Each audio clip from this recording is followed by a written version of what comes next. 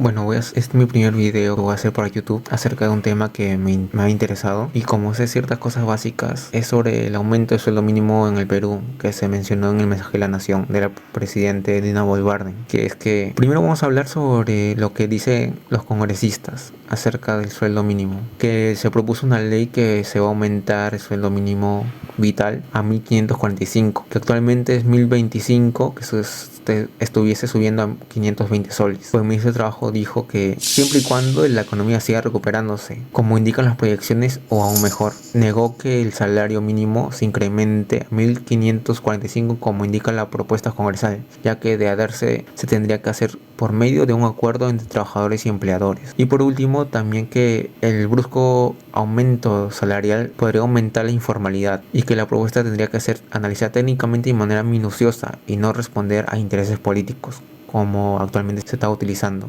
Y que también nuestro país es una gran cantidad de informalidad que tenemos, obviamente por razones burocráticas, de impuestos, que el gobierno no quiere hacer nada para mejorar esas condiciones. También tenemos que hay dos proyectos de ley acerca del aumento, que es al menos 1500 y otro de 1545, ya que se ha mencionado anteriormente. El primero es Gustavo Cordero Yontay. Él tiene, aparte de este proyecto de ley, el proyecto de que las personas que han sido encarceladas o son delincuentes dentro de la cárcel puedan postular como presidente. Y segundo, Waldemar Cerrón tiene investigaciones como dinámico del centro. Obviamente están utilizando este método para solo cuestiones políticas a su favor, para que las personas, el pueblo estén en su apoyo, por lo tanto no conocen el daño a nivel económico que se puede hacer por el aumento del sueldo mínimo de manera no orgánica, que puede provocar el aumento de la informalidad y la destrucción de pequeños negocios. Segundo, a diferencia del sueldo mínimo que tenemos en el Perú, podemos hablar también del sueldo promedio. El sueldo promedio, como se ve acá en la información, en febrero de 2024 el salario promedio del sector formal de los jóvenes ha sido de 1.747 soles, y personas en educación superior 2005, y que se asemeja a la canasta básica de consumo para mantener una familia de 4 personas, que es 1.784, según estimaciones del Ministerio de Trabajo y Promoción de Empleo. Esto estamos hablando en el sector formal. Obviamente en el sector informal no tenemos en cuenta cuánto puede ser, que puede ser menor al sueldo mínimo o mayor al sueldo mínimo, pero acá estamos hablando de estadísticas a nivel nacional.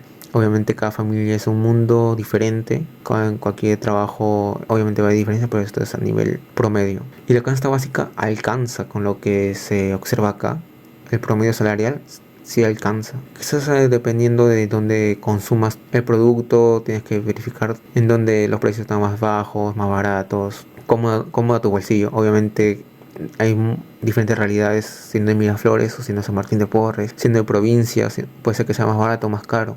Por otro lado, tenemos en cuenta que el sueldos, las CTS y la gratificación y utilidades de los peruanos aún no superan a niveles de prepandemia. En regiones como Pucallpa, Tumbes, Tacna y Ayacucho, los ingresos estaban por debajo del promedio nacional, el cual se ubica en 1.695 en marzo de 2024, según revela INEI. Como ya mencionó antes, obviamente cada provincia es diferente en su nivel económico, cómo va. Puede ser que sea más barato o más cómodo vivir en provincia que vivir en la capital. También el poder adquisitivo de los trabajadores, la capacidad económica para adquirir bienes y servicios, aún no se recupera por completo. En los últimos 12 meses, hasta el marzo de 2024, el ingreso promedio mensual de los peruanos se ubicó en 1.695. Acá estamos hablando de ya en marzo, lo que hemos mencionado anteriormente fue en febrero, por lo tanto ha disminuido. Según el informe de empleo del Instituto Nacional de Estadística e Informática, INEI, un 8% más del año anterior. O sea, sí ha aumentado en comparación la recuperación de pandemia.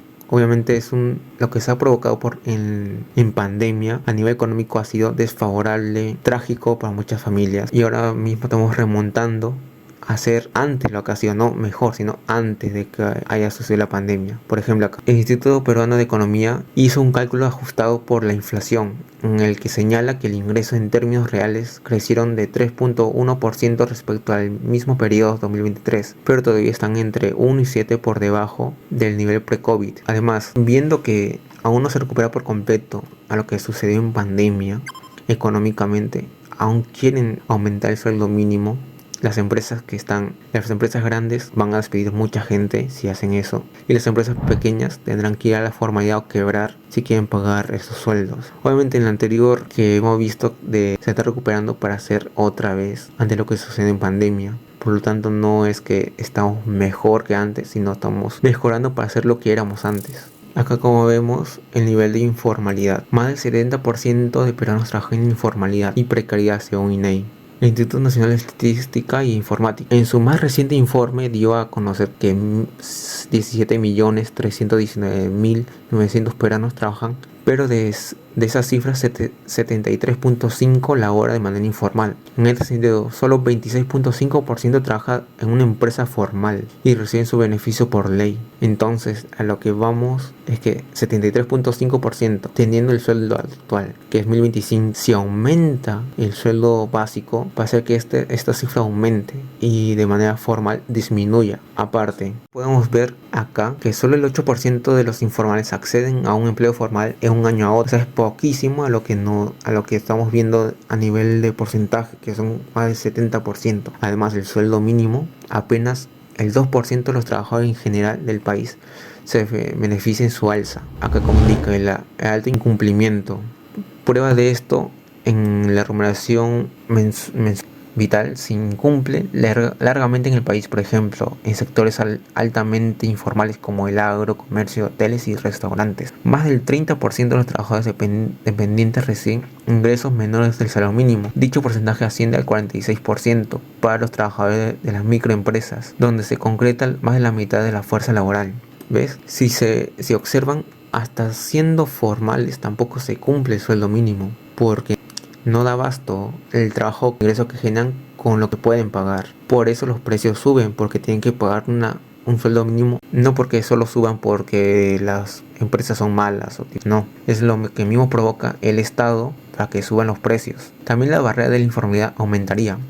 Por ejemplo, el incremento del salario mínimo provocaría mayor rigidez, por sí bastante altos, porque impone también mayores barreras en la formalidad de los trabajadores de menores ingresos. Asumir los costos de la formalidad para este grupo implica descuentos de contribuciones obligatorias al sistema previsional, la desafiliación de seguros integrales de salud, SIS, y la pérdida de transferencias de programas sociales. Según un estudio del BID, para los trabajadores informales del 20% de la población con menores ingresos en el Perú, los costos de la formalización representan el 101.8% de sus salarios en la informalidad, lo cual le convierte en una opción inviable. Esta proporción es más del triple promedio registrado en el resto de la población de mayores ingresos. Imagina que se come 101.8% de los ingresos. O sea, no tendría sentido ser formal. Es más una pérdida que algo beneficioso, porque no eliminan la burocracia o reducen los costos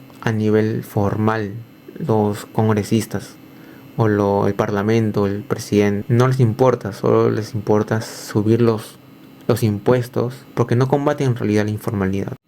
Bueno, como yo estoy en contra del aumento del sueldo mínimo, o bueno, tener un sueldo mínimo en nuestro país, porque como ya he indicado antes, eso solo hace que aumente la canasta básica, porque las personas que trabajan ahí, o sea, las empresas tienen que aumentar el pago, por lo tanto tienen que sacar de un lado, que va a ser los servicios que nos están brindando. Acá tenemos, por ejemplo, países que no tienen sueldo mínimo, que es Australia, Italia, Dinamarca, Finlandia, Suecia. Y como podemos ver en los índices de libertad económica, que son países que tienen unas series de beneficios al nivel burocrático, que es menor burocracia, más libertades a nivel de comercio y altos niveles de formalidad y bajos impuestos. Acá tenemos a Dinamarca, Suecia, Finlandia. Nosotros estamos en el puesto 44 de Perú. Si vemos esto, nosotros estamos bajos.